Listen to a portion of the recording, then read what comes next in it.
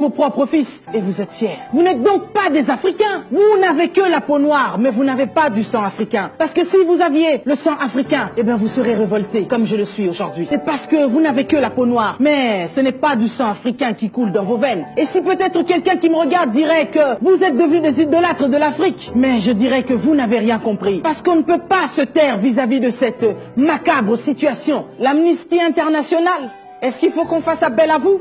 Ne voyez-vous pas ce qui se passe dans nos pays africains? Des millions de personnes tombent chaque jour. Le petit Syrien, dont la photo a fait le tour du monde, a révolté le monde entier. Le monde entier était sidéré. Mais il y a des millions d'Africains, des millions de petits Africains qui meurent chaque jour. Et ça n'indigne personne. Est-ce qu'il faut réfléchir? Est-ce qu'il faut s'asseoir sur des tables pour dire quelle résolution devons-nous prendre pour arrêter cette hémorragie? Nous avons vu 2 Chinois se faire tuer ici en France. Le gouvernement chinois s'est révolté. Mais il y a des Chinois qui prennent possession de nos terres aujourd'hui. Il y a des Chinois qui tuent nos frères, qui les décapitent parce qu'ils viennent demander leur salaire. Parce qu'après avoir travaillé, ils n'ont rien reçu. Et ces Chinois osent tuer nos frères.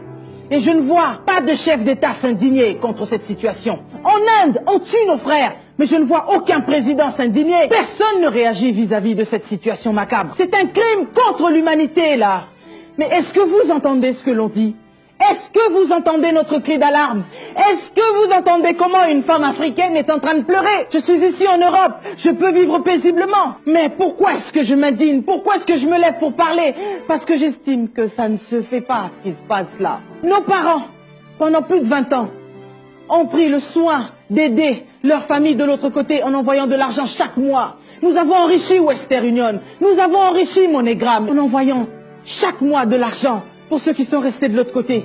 Et vous savez quoi? Après nos parents, c'est nous autres qui aidons ceux qui sont restés de l'autre côté. Et ce que je crains, moi, c'est de voir que demain, ce sont nos enfants à nous qui vont devoir faire la même chose. Mais je dis non, je ne veux pas que ça continue. Jusqu'à quand allons-nous continuer à vivre sous la servitude? Pourquoi est-ce que les stars ne parlent pas? J'en ai vu quelques-uns parler, mais je ne comprends pas. Les autres passent leur temps à mettre des petits mots sur les réseaux sociaux. Ce n'est pas suffisant. On a besoin d'action. On a besoin que vous agissiez. On a besoin que vous vous déplaciez. Mais où sont les hommes comme Mandela? Mais où sont les hommes comme Luther King? Mais où sont les femmes comme Rosa Parks, qui refuse de céder sa place parce qu'elle estime qu'elle aussi, elle avait le droit de s'asseoir? On se croirait dans un film, mais ce n'est pas un film, c'est une réalité.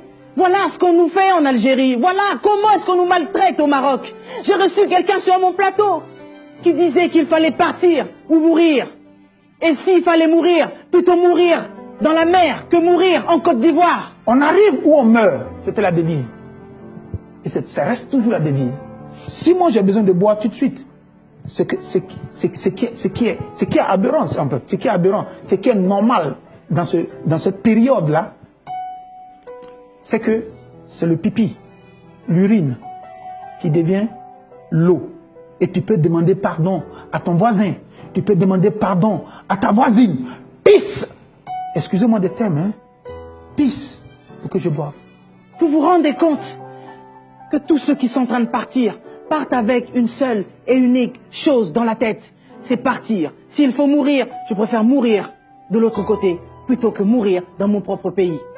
Ils ont perdu l'amour de leur patrie. Ils ont perdu l'amour de leur continent. Je refuse de croire que l'Afrique ne peut pas changer. Je refuse de croire que l'homme noir ne peut pas se lever. Et d'un commun accord, nous pouvons faire des grandes choses. C'est l'unité qui nous manque. L'amour envers les uns et les autres. Aujourd'hui, lorsque quelqu'un se lève et parle, les autres se lèvent aussi pour dire « Mais tu es chrétien, pourquoi tu ne parles pas de Jésus? Mais tu ne fais que parler de l'Afrique. » Oui, je parle de Jésus. Mais vous savez quoi? Même dans la Bible, j'ai vu des gens servir Dieu Tout-Puissant, mais réagir lorsque leur pays, leur patrie était condamnée. J'ai vu David se lever pour combattre Goliath parce qu'il menaçait sa population. J'ai vu Moïse se lever parce que ses frères étaient menacés. Mais où sont nos hommes de Dieu aujourd'hui? Ils préfèrent s'éclipser. Vous vous éclipsez. Vous avez des intérêts quelque part. Et tous ces hommes qui tombent, ça ne vous dit rien. Mais tous ces hommes et ces femmes qui viennent prier dans vos églises, ce sont leurs frères et leurs sœurs qui tombent de l'autre côté. J'ai vu un homme de Dieu, Nathan, dans 2 Samuel 12, 7,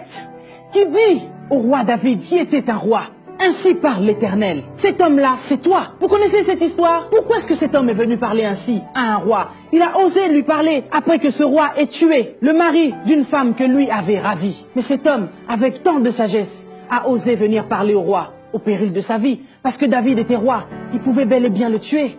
Mais au nom de son Dieu, il a accepté de parler, parce qu'il estimait qu'il fallait qu'il parle. Mais vous autres, vous acceptez de vous taire. Mais où sont donc les Nathan d'aujourd'hui? Où sont ces hommes et ces femmes qui acceptent de se lever au péril de leur vie? Et je dirais donc aujourd'hui, vaut mieux mourir libre d'esprit que être libre mais esclave. Et vous autres, bas dignitaires, dernières dames, vous vous faites tellement mater que l'on vous prend pour des tapettes. Vous êtes des chevaliers sans tête. Voilà pourquoi l'Afrique a tant de dettes. Nous sommes en deuil et vous, vous êtes en fête. Quelle perte de vous avoir au sommet de nos têtes. Alors dites-nous, vous êtes des chefs d'État ou des bêtes d'État? Vous ne voulez pas vous lever? Eh bien, sachez-le qu'avec vous ou sans vous, notre Rédempteur, notre Dieu, se lèvera le dernier. Que Dieu bénisse l'Afrique, mais vous autres, que Dieu vous punisse.